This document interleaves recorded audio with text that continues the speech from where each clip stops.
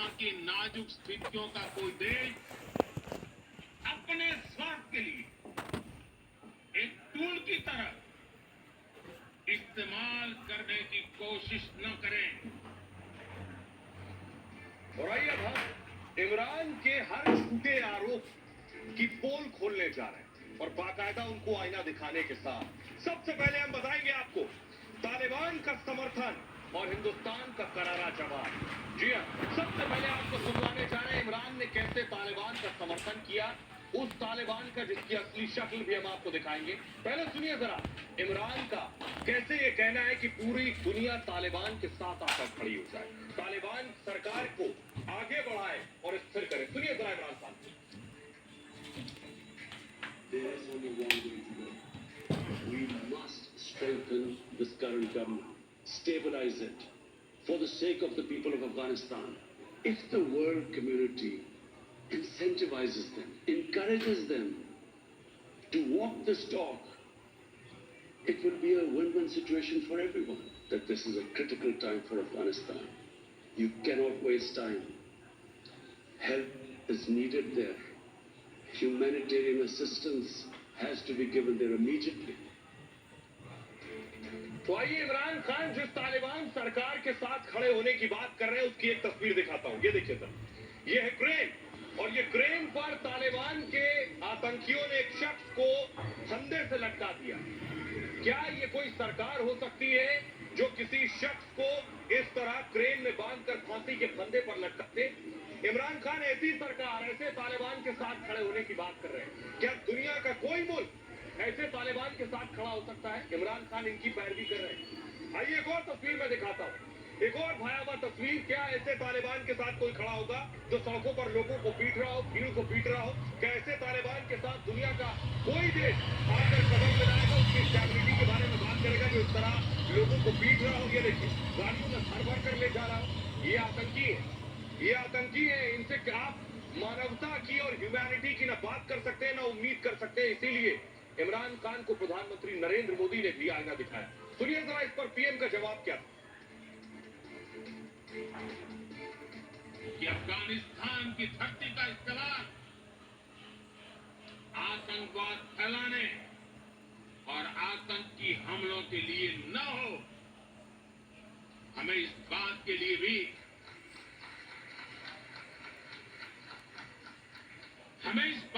भी सतर्क रहना होगा कि वहां की नाजुक स्थितियों का कोई देश अपने स्वार्थ के लिए एक टूल की तरह इस्तेमाल करने की कोशिश न करें। इस समय अफगानिस्तान की जनता को,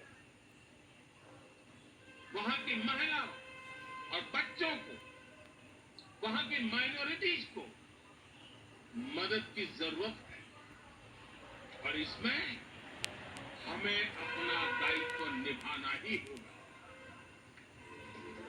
वैसे तो इमरान खान आतंकियों को पहले से पालते रहे, इसलिए तालिबानियों के साथ खड़ा होना उन्हें कोई दिक्कत होगी नहीं। लेकिन वो मुल्क साथ नहीं खड़े होंगे जिनके लिए टेररिज्म जीरो टॉलरेंस है। इमरान की एक और पोल खोल, अल्पसंख्यकों पर इमरान की पोल खोल। हिंदुस्तान के मुसलमानों पर इमरान खान ने झूठी हमदर्दी दिखाई है, लेकिन आपको बताएंगे भारत ने इस पर क्या जवाब दिया। पहले इमरान को सुनिए। The worst and most pervasive form of Islamophobia now rules India.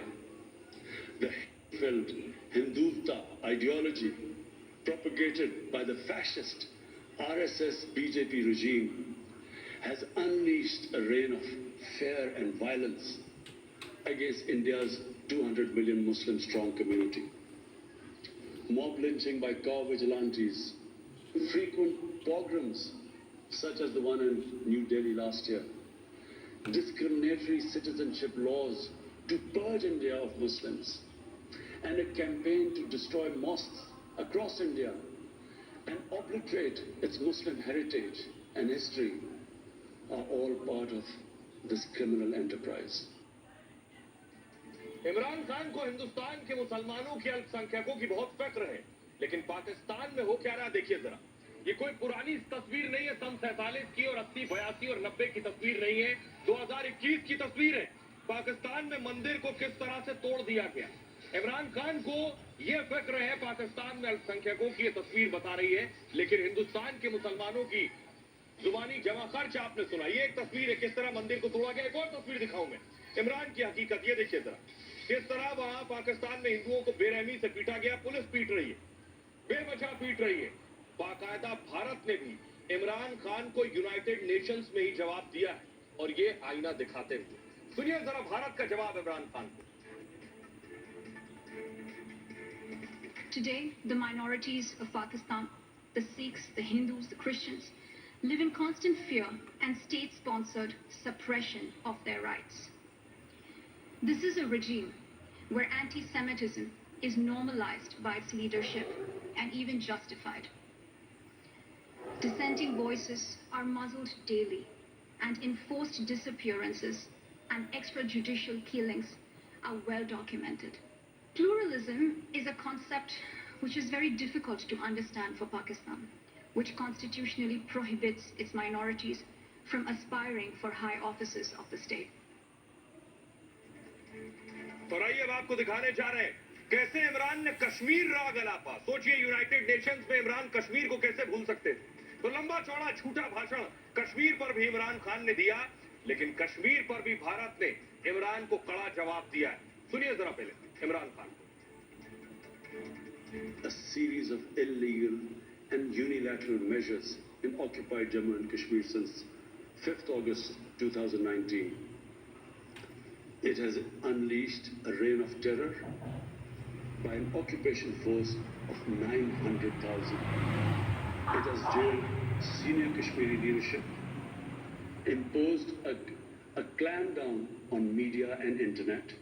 It has extrajudicially killed hundreds of innocent Kashmiris in fake encounters, and imposed collective punishments by destroying entire neighborhoods and villages.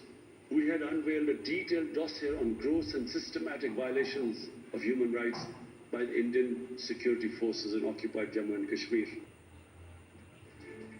अब सोचिए जरा इमरान खान को कश्मीर की फिक्र है, कश्मीर के मुसलमानों की फिक्र है, हिंदुस्तान के मुसलमानों की फिक्र है, लेकिन आप जानते हैं ये कहां के मुसलमान हैं? ये उनके पड़ोसी मुल्क, उनके यार चीन के उइगर मुसलमान हैं, जिनको देखिए कैसे कैसे अत्याचार उन पर किया जा रहा है। इन्हें डिटेंशन कैंप पे रखा जाता है, इन पर रोजा रखने की पाबंदी है, इनको कोई भी अपने धर्म से जुड़े कार्य करने पर पाबंदी है। ये अत्याचार इनके ऊपर बेरहमी से खुलेआम धड़ल्ले से चीन करता है, लेकिन इमरान खान की जुबान इस पर नहीं खुलती, न चीन के सामने न यूनाइटेड नेशंस के सामने।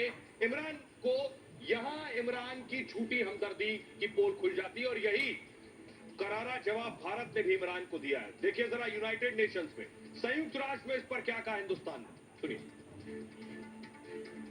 Mr. President, let me reiterate here that the entire Union territories of Jammu and Kashmir and Ladakh were, are, and will always be an integral and inalienable part of India. This includes the areas that are under the illegal occupation of Pakistan. We call upon Pakistan to immediately vacate all areas under its illegal occupation. The world has not forgotten that the mastermind behind that dastardly event, Osama bin Laden, got shelter in Pakistan. Pakistan leadership continues to glorify him as a martyr. और आइए अब आपको दिखाने जा रहा हूं पाकिस्तान को दरअसल ऐसा जख्म मिला है जो रह रह कर उसे सालता है। ये देखिए ये दुनिया का नक्शा और ये भारत का नक्शा मैं आपको दिखा रहा हूं। ये पाकिस्तान का हिस्सा हुआ करता था बांग्लादेश, ये पाकिस्तान यहाँ, और ये पूर्वी पाकिस्तान कभी हुआ करता था जो बांग्लादेश बन गया। यही दर्द है सबसे ज्यादा इमरान खान को, पाकिस्तान को, बाजवा को, कि जो हिंदुस्तान ने बांग्लादेश बनाकर पाकिस्तान के साथ किया। इसलिए पाकिस्तान अब इस कोशिश में है कि कैसे भारत में कभी कश्मीर का नाम लेकर, कभी पंजाब का नाम लेकर उग्रवाद को बढ़ावा दे। ये देखिए सर, ये जम्मू कश्मीर और पंजाब, तो वजह साफ है कि क्या कर रहा है पाकिस्तान जम्मू कश्मीर और पंजाब में। आइए अब आपको बताने जा रहा हूं, झूठा प्रोपेगेंडा, दोनों की पोल हम खोलने जा रहे हैं, कश्मीर को लेकर भी और पंजाब को लेकर भी। देखिए जरा, हिंदुस्तान की मार से पाकिस्तान किस कदर बौखलाया हुआ है, इसकी एक वानगी मुस्लिम देशों के संगठन OIC, जिसे आप ऑर्गेनाइजेशन ऑफ इस्लामिक कोऑपरेशन के नाम से जानते हैं, इसकी बैठक हुई और शुक्रवार को हुई इस बैठक में पाकिस्तान के बहकावे पर ओआईसी ने भारत के खिलाफ अपनी सारी सीमाएं लांघी और जमकर आग उगली, जिसका भारत ने भी करारा जवाब दिया। इस बैठक में इस्लामी देशों के यानी मुस्लिम मुल्क ने आरोप लगाया कि भारत कश्मीर में लोगों का उत्पीड़न कर रहा, यूनाइटेड नेशन सिक्योरिटी काउंसिल के प्रस्तावों की अनदेखी कर रहा, आर्टिकल 370 हटाकर मनमानी कर रहा और इसके लिए भारत के खिलाफ कार्रवाई होनी चाहिए। पाकिस्तान और कुछ मुस्लिम देशों के उकसावे पर ओआईसी की इस बयानबाजी को हिंदुस्तान ने बहुत गंभीरता से लिया और पलटकर बहुत करारा जवाब दिया। भारत ने दो टूक कहा है, ओआईसी अपने मंच का गलत इस्तेमाल न करे, यानी मुस्लिम देशों का इस संगठन इस मंच का गलत इस्तेमाल न करे। ओआईसी किसी देश के आंतरिक मामलों में दखल अंदाजी न करे और वो निहित स्वार्थों वाला देशों के बहकावे में आने से हर हाल में बचे। भारत ने सीधे सीधे पाकिस्तान पर उंगली उठाते हुए मुस्लिम देशों को यह जवाब दिया। दरअसल भारत जैसे बड़े लोकतांत्रिक और धर्मनिरपेक्ष देश की तरक्की से दुनिया के ज्यादातर देश जलते और खासकर पाकिस्तान और तुर्की जैसे मुस्लिम बहुल देश।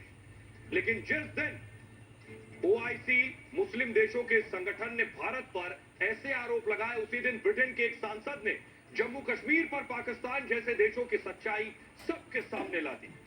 सुनिए। Plight of Jammu and Kashmir will be the same as Afghanistan, with Islamist forces coming in and eliminating democracy in the area. It is only the Indian army and the sound footing of the Indian military democracy that has stopped the region of Jammu and Kashmir, short of resembling the Taliban occupied Afghanistan. दरअसल पाकिस्तान आदत से मजबूर है, वो अपनी नाकामी छुपाने और आतंकी नीति को आगे बढ़ाने के लिए हर पैतरे चलता, लेकिन बार बार मुंह की खाने के बाद भी बाज नहीं आता। ये तस्वीरें अमेरिका के वॉशिंगटन की है, इसे जरा गौर से देखिए और सुनिए भी।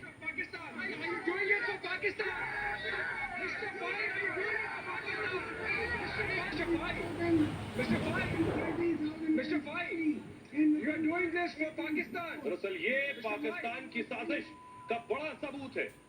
भारत की सख्त नीति और प्रधानमंत्री मोदी की लोकप्रियता से पाकिस्तान इस कदर बौखलाया हुआ है कि उसकी खुफिया एजेंसी आईएसआई ने खालिस्तान के समर्थन में भारत के खिलाफ प्रदर्शन की साजिश रच डाली। ये अलग बात है कि ये भाड़े की भीड़ थी और जिसे रिपब्लिक मीडिया ने मौके पर भी बेनकाब कर दिया।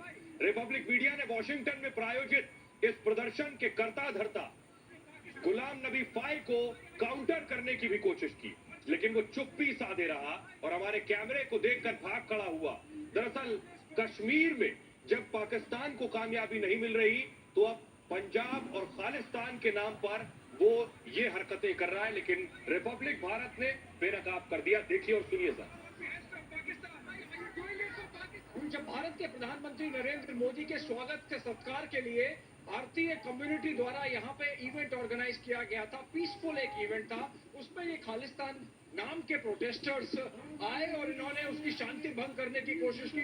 पुलिस अरेंजमेंट करना पड़ा और उस समय हमने देखा एक आदमी को जो सिख नहीं था, ब्राउन कलर के शर्ट और कुर्ते में था शायद, और वो हमें पहचान में आया कि वो कश्मीरी एक्टिविस्ट जो आईएसआई का एजेंट है गुलाम नबी फाई वो है। और एक और है जरीफ खान जो पाकिस्तानी नागरिक है, वो देखिए ग्रीन शर्ट में खड़ा है, टी शर्ट में, ग्रीन टी शर्ट में रावत दिखाए, वो जरीफ खान है। हिजबुल मुजाहिदीन का ओवरग्राउंड नेटवर्क संभालता है, यहाँ अमेरिका में पाकिस्तानी नागरिक है। और ये खालिस्तान प्रोटेस्ट जो है पाकिस्तान की आईएसआई ने ऑर्गेनाइज किया है, इसका एविडेंस है। गुलाम नबी फाई और जरीफ खान दोनों यहाँ पे मौजूद हैं और हमने इनको एक्सपोज कर दिया है।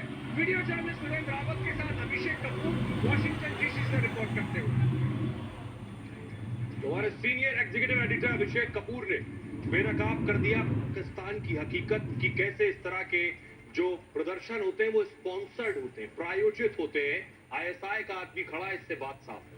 बहरहाल आगे बढ़ते हैं। इमरान खान के लिए मुश्किलें कम नहीं है। तालिबान भी अब बराबर से बख्शने के मूड में नहीं है। देखिए जरा, इमरान खान ने कहा था कि कठपुतली सरकार के सहारे अफगानिस्तान नहीं चलेगा। इस पर तालिबान ने देखिए क्या जवाब दिया। तालिबान का कहना है कि इमरान खान खुद कठपुतली है और पाकिस्तान के लोगों ने नहीं चुना है। इससे बड़ा मजाक इमरान खान पर क्या हो सकता है कि तालिबान अब कहने लगा हो। सोचिए, जिस तालिबान ने बंदूक की नोक पर अफगानिस्तान पर कब्जा किया, वो भी इमरान खान को कह रहा है कि आप तो कठपुतली हो बाजवा की और सेना की, आपको लोगों ने नहीं चुना है। आगे देखिए जरा, इमरान खान कह रहे थे अफगानिस्तान में समावेशी सरकार हो। तालिबान का कहना है सरकार में किसी का हस्तक्षेप स्वीकार नहीं है, चाहे वो इमरान खान ही क्यों ना हो।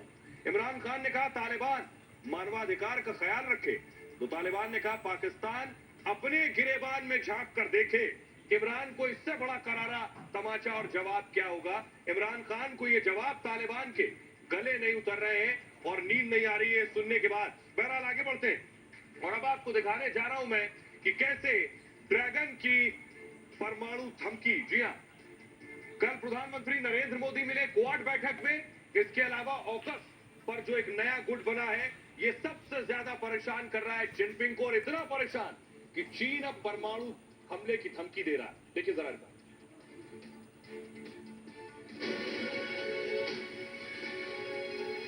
कल अमेरिका में दुनिया के 4 यार मिले। आज चीन परमाणु हमले की धमकी देने लगा। यानी चीन को भारत, अमेरिका, ऑस्ट्रेलिया और जापान का साथ आना गले नहीं उतर रहा। अब हिंद प्रशांत क्षेत्र में न तो ड्रैगन की मनमानी चल पाएगी और न ही वो अपना फन उठा पाएगा। ऐसे में चीन का कसमसाना लाजमी है। चीन के बौखलाने की सबसे बड़ी वजह है कि अमेरिका, ब्रिटेन और ऑस्ट्रेलिया के बीच हुई वो परमाणु पनडुब्बी डील जिसे ऑकस कहा जा रहा है। चीन की घबराहट का आलम इस हद तक पहुंच चुका है कि वो अब परमाणु हमले की धमकी पर आमादा हो गया है। लिहाजा चीन परमाणु बम से हमला न करने की शुरुआत की अपनी नीति को भी खत्म की बात कर रहा है। चीन ने 1968 में इस नीति को अपनाया था, जिसके मुताबिक चीन परमाणु हथियारों का इस्तेमाल सिर्फ जवाबी कार्रवाई के लिए करेगा। अमेरिका, ब्रिटेन, ऑस्ट्रेलिया को परमाणु पनडुब्बियां देने वाले, यही बात चीन को सबसे ज्यादा चुभ रही है। और आइए आपको जल्दी से बताते हैं चीन को क्या इतना अखर रहा है कि वो कह रहा है परमाणु हमला करने की जरूरत हो गई, अब फिर से सोचना पड़ेगा। देखिए जरा, आपको बताने जा रहे हैं ग्राफिक्स के जरिए कि आखिर चीन क्या कह रहा है। ऑकस यानी अमेरिका, ब्रिटेन और ऑस्ट्रेलिया में एक डील हो गई। चीन ने कहा ये डील चीन के खिलाफ दरअसल गुटबाजी। ऑकस पर आगे दूसरा ग्राफिक्स में दिखाऊंगा कि ऑस्ट्रेलिया, यूएस ऑस्ट्रेलिया को, दरअसल अमेरिका ऑस्ट्रेलिया को परमाणु पनडुब्बियों की तकनीक देगा, परमाणु पनडुब्बियों की। चीन का क्या कहना है कि जैसे ही चीन को पता चला कि ऑस्ट्रेलिया के पास परमाणु पनडुब्बी आ जाएगी, चीन का कहना है परमाणु हमले की तैयारी करनी चाहिए। सोचिए जरा, ऑकस में देखिए, ऑस्ट्रेलिया परमाणु पनडुब्बियों का निर्माण करेगा, न सिर्फ देगा बल्कि निर्माण भी ऑस्ट्रेलिया में होगा।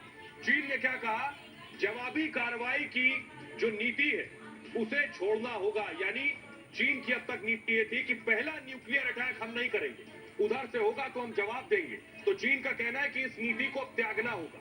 हिंद प्रशांत क्षेत्र में ये पनडुब्बियां तैनात हो सकती हैं जहां चीन अपनी दादागिरी और हुकूमत चलाता है। चीन को अब डर ये है कि दबदबे को कम नहीं होने देना चाहिए। यह है चीन की परेशानी।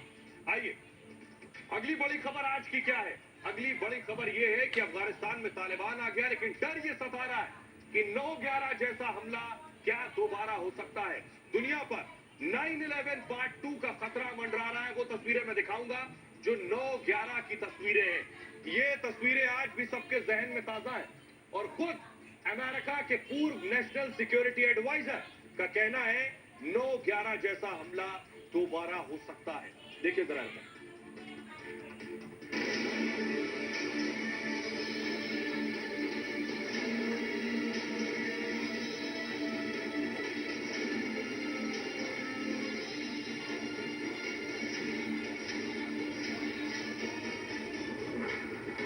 दुनिया पर 9/11 पार्ट 2 का खतरा।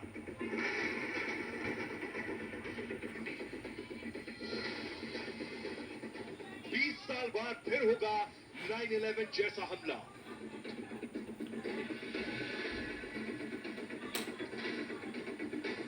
आतंक का नया मॉड्यूल, आईसिस खुरासान। साल पहले इन तस्वीरों को देख न सिर्फ अमेरिका बल्कि पूरी दुनिया कांप उठी थी। इसी साल 9/11 हमले को 20 साल पूरे हुए, लेकिन अब एक बार फिर 9/11 जैसे हमले का खतरा दुनिया पर मंडरा रहा। एक बार फिर ऐसी ही खौफनाक तस्वीरें दुनिया के सामने आ सकती हैं। दरअसल अमेरिका के पूर्व राष्ट्रीय सुरक्षा सलाहकार जॉन बोल्टन ने कहा है कि आईएसआई के अलकायदा समेत दूसरे ग्रुप अमेरिका और उसके सहयोगियों पर हमले की योजना बना रहे हैं, जो कि बहुत रियल है। उन्होंने कहा कि अमेरिका इस बात से अनजान है कि अफगानिस्तान में किस ग्रुप को कहां पनाह मिली हुई है। बोल्टन ने कहा कि अमेरिका पर 9/11 जैसा एक और हमला होने का जोखिम बहुत वास्तविक है। हजारों विदेशी लड़ाकों के अफगानिस्तान वापस आने की खबरें पहले ही आ चुकी हैं। फर्क सिर्फ इतना है कि अमेरिका में हुए 9/11 हमले को अंजाम दिया था अलकायदा के खुखार आतंकियों ने, लेकिन अब जो खतरा सर उठाए खड़ा है उसके पीछे आईसिस खुरासान का हाथ है। The Taliban that we're dealing with in Afghanistan is very much the same Taliban that was in charge of Afghanistan on 9/11. And that Taliban provided a safe haven for Al-Qaeda and terrorism to develop plans for the 9/11 attack. I see the present Taliban very much representing those who were in charge at the time of 9/11. And that means that the danger is they are going to provide a safe haven for terrorists. तो 9/11 हमले के खतरे की बात सिर्फ एक शख्स ने नहीं कही, एक के बाद एक कई बड़े लोग इसको दोहरा चुके हैं। सोचिए जरा, 9/11 की तस्वीरें जहन में आते ही रोंगटे खड़े हो जाते हैं। किस किस ने कहा है, देखिए जरा। MI5 मैं आपको बताऊं, ये पहली बार रही है जब 9/11 जैसे हमले का खतरा मंडरा रहा। अफगानिस्तान में तालिबान की वापसी के बाद से ही लगातार इस तरह की चेतावनियां मिलती रही। MI5, आइए अब आपको सीधे लिए चलते हैं इसमें आगे। ये तस्वीरें देखिए प्रधानमंत्री नरेंद्र मोदी की। सबसे पहले तस्वीरें हम आपको दिखा रहे हैं। प्रधानमंत्री नरेंद्र मोदी न्यूयॉर्क से रवाना हो रहे हैं और यूनाइटेड नेशन जनरल असेंबली में संबोधन के बाद प्रधानमंत्री भारतीय विमान में सवार होने से पहले जो उन्हें छोड़ने आए थे, सी ऑफ करने आए थे, उनको अभिवादन करते हुए ये तस्वीरें हम आपको दिखा रहे हैं। प्रधानमंत्री का दौरा यादगार रहा है और शानदार रहा है। ये तस्वीरें न्यूयॉर्क एयरपोर्ट की हम आपको दिखा रहे हैं। प्रधानमंत्री अमेरिका से भारत रवाना हो रहे हैं। यूनाइटेड नेशन जनरल असेंबली में प्रधानमंत्री ने संबोधित किया है और प्रधानमंत्री जॉन एफ कैनेडी एयरपोर्ट पर इस वक्त मौजूद है। न्यूयॉर्क के जॉन एफ कैनेडी एयरपोर्ट से स्वदेश रवानगी प्रधानमंत्री मोदी की।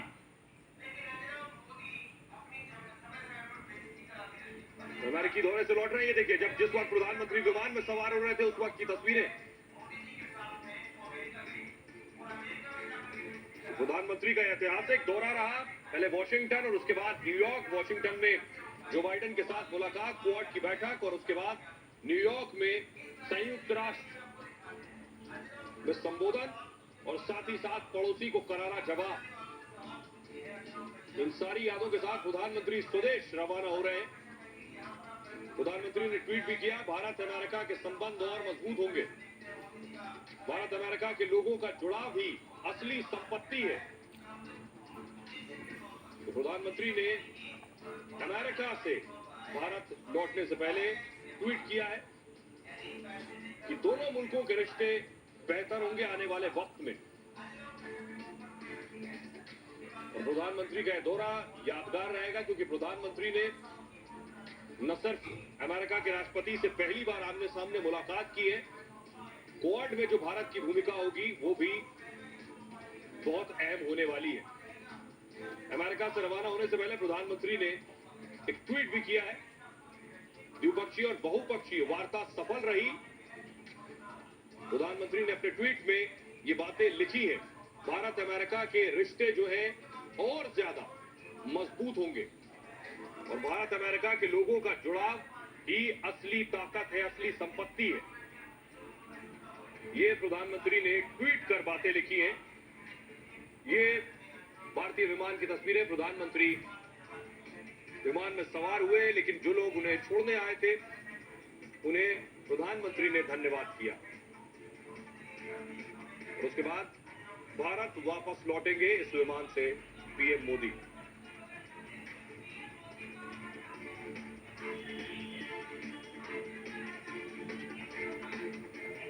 ये भारत की बात है में इतना ही। अपना बहुत ख्याल रखिए।